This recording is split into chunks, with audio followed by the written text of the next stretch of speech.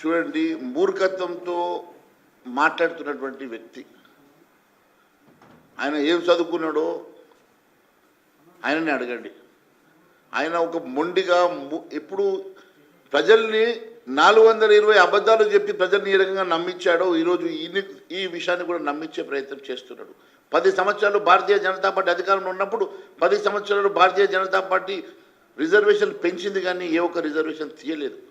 33% మహిళలకు రిజర్వేషన్ ఇచ్చిన ఘనత భారతీయ జనతా పార్టీది. 10% ఈబీసీలకు ఇచ్చిన ఘనత భారతీయ జనతా పార్టీది.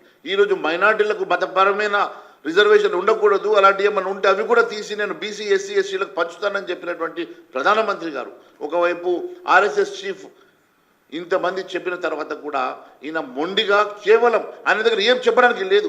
భారతీయ జనతా పార్టీ మీద అవినీతి మాట్లాడడానికి లేదు, భారతీయ జనతా పార్టీ మీద ఆయన తప్పుడు కుంభకోణాల మీద మాట్లాడడానికి లేదు.